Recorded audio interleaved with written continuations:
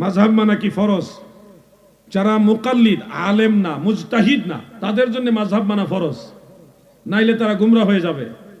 আর যদি মুজতাহিদ হয় তার জন্য ফরজ না, কারণ সে নিজেই কোরআন হাদিস থেকে মাসালা বের করে চলতে পারবে। যারা নিজেরা কোরআন হাদিস থেকে মাসালা বের করতে পারে না, ওরকম জ্ঞানী না, তারা তো কোনো না কোনো ইমামকে অনুসরণ করতে হবে, নাইলে তারা গুমরা হয়ে যাবে। তারা তো নিজে নিজে, আপনারা বলেন নামাজের 13টা ফরজ কোন কোন দলিলে আসছে, 14টা ওয়াজিব কোন কোন দলিলে আসছে, সব কি আপনারা জানেন? এগুলি ইমামরা বলে গেছে, ওই ইমামদের কথা অনুযায়ী আপনারা মানতেছেন। ইমামরা কেমনে বলছে? কোরআন এবং সহিহ হাদিস গবেষণা করে বলছে। তাহলে যারা কোরআন হাদিসের ব্যাপারে পর্যাপ্ত জ্ঞান নাই, তারা অবশ্যই ইমামদেরকে অনুসরণ করতে হবে। আর যাদের পর্যাপ্ত জ্ঞান আছে তাদের জন্য মাযহাব লাগবে না, তারা ডাইরেক্ট কোরআন হাদিস মানবে। কিছু ভাইরা আমরা সরাসরি কোরআন মানবো, সরাসরি সহিহ হাদিস মানবো, কোনো মাযহাব মানবো না, ইমাম মানবো না। অথচ দেখা যায় তারা তাদের শায়েখের বই পড়ে নামাজ পড়ে।